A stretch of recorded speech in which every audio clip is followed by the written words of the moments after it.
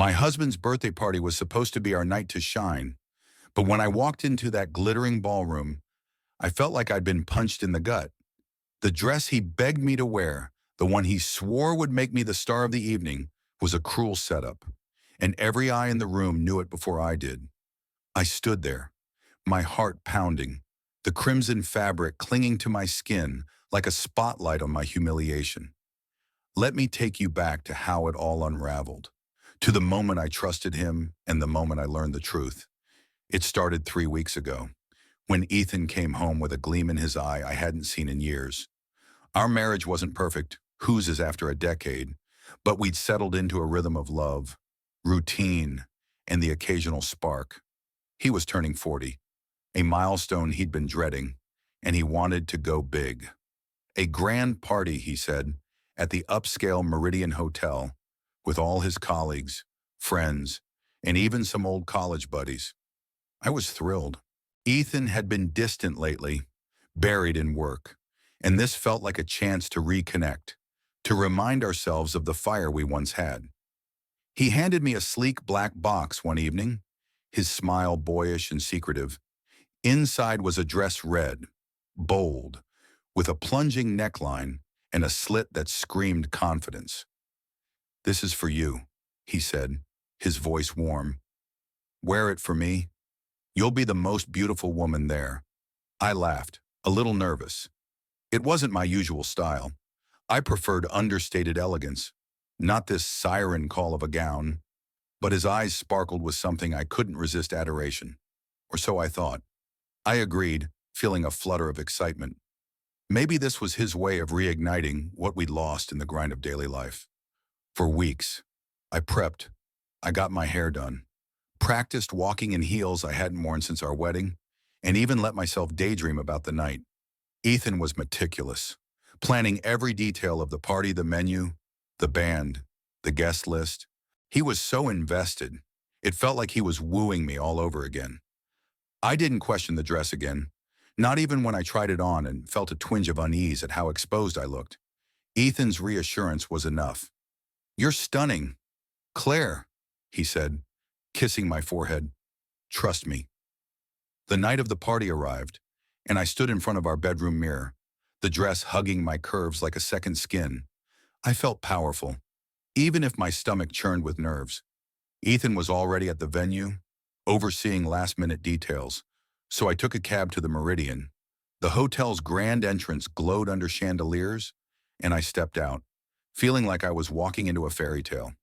The ballroom was a vision, crystal glasses clinking, laughter filling the air, and a sea of elegant suits and gowns. I scanned the room for Ethan, my heart racing with anticipation. Then I saw him, near the bar, laughing with a group of his colleagues. He looked dashing in his tuxedo, his charm on full display. But as I approached, something felt off. Heads turned. Whispers followed me. A woman in a sleek black dress nudged her friend, her eyes flicking toward me with a smirk. I smoothed the dress, suddenly hyper-aware of its boldness. Ethan spotted me, and his smile faltered just for a second. But I caught it. "Claire, you made it," he called, striding over. His voice was too bright, too forced. He kissed my cheek, but his eyes darted to the crowd. "What's wrong?" I asked, my voice low. "Nothing," he said quickly. "You look perfect. Let's get you a drink." He steered me toward the bar, his hand firm on my elbow. The whispers grew louder. I caught fragments her dress. "Can you believe it? So inappropriate." My cheeks burned. I leaned into Ethan, whispering, "Why is everyone staring?" He chuckled, but it was hollow. "They're just jealous," he said. "You're stealing the show." But his words didn't soothe me. I felt like a specimen under a microscope. Then I saw her. Across the room, a woman in a nearly identical red dress, but hers was subtly different, classier, less revealing, tailored to perfection. She was laughing, surrounded by Ethan's colleagues, her poise effortless. My stomach dropped. "Who's that?" I asked, my voice trembling. Ethan's grip on my arm tightened. That's Vanessa, he said, his tone clipped. She works in marketing. I nodded, trying to shake the unease.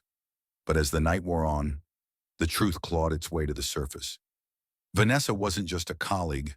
She was the one Ethan had been texting late at night, the one whose name popped up on his phone when he thought I wasn't looking. I overheard a conversation at the bar, two men chuckling about Ethan's little joke. He told Claire to wear that dress.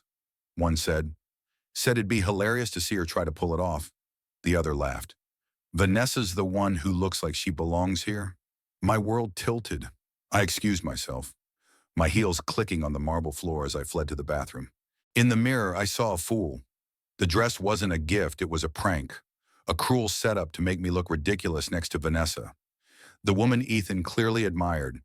Tears stung my eyes, but I refused to let them fall. I marched back to the ballroom, my heart a storm of anger and hurt. Ethan was dancing with Vanessa now, his hand on her waist, her laughter ringing out. I stood frozen, the room spinning. How could he do this? How could the man I loved, the man I trusted, humiliate me so publicly I wanted to scream, to tear the dress off and storm out? But something stopped me. Maybe it was pride. Maybe it was the flicker of strength I hadn't felt in years. I wasn't going to let him win.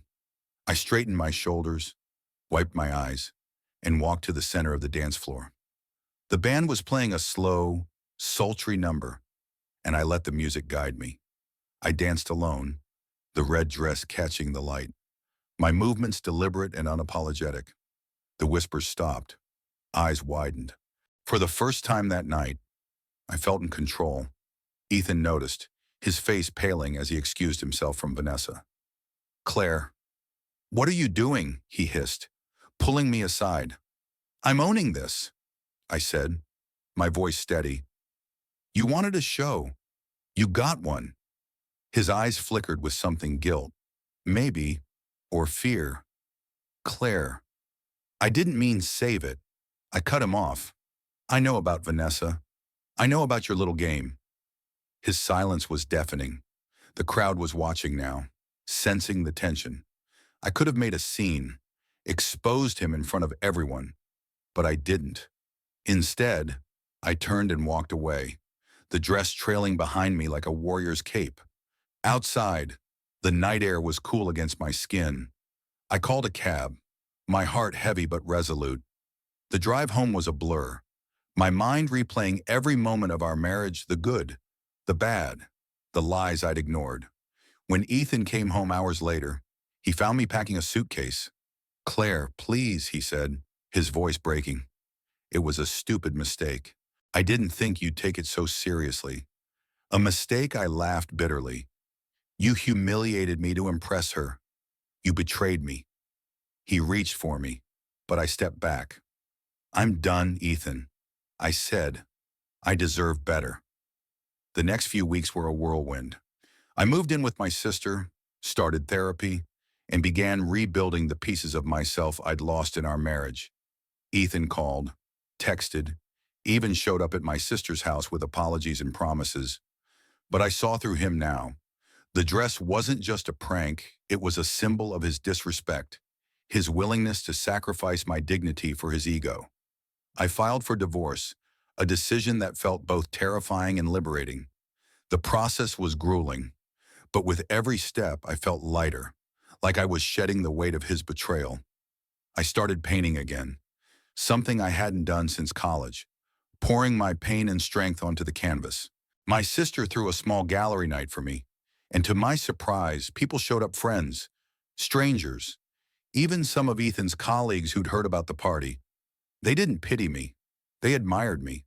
One woman, a curator, bought my first piece, a bold, abstract explosion of red. Inspired by that night, "It's stunning," she said. "It's raw, like you've turned pain into power." I smiled, feeling a warmth I hadn't in months. The dress, the party, the betrayal, they didn't define me. They were just the spark that lit the fire. I was more than Ethan's wife, more than the woman in the red dress. I was Claire, and I was enough. Months later, I heard through a mutual friend that Ethan and Vanessa had split. Apparently, she'd seen his true colors too. I didn't gloat.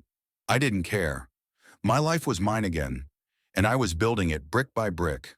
The Meridian Hotel party was a distant memory, a lesson in trust, betrayal, and resilience.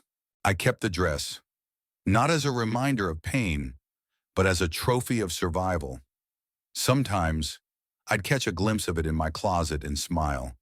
It hadn't broken me, it had set me free. What do you think? Was I right to walk away?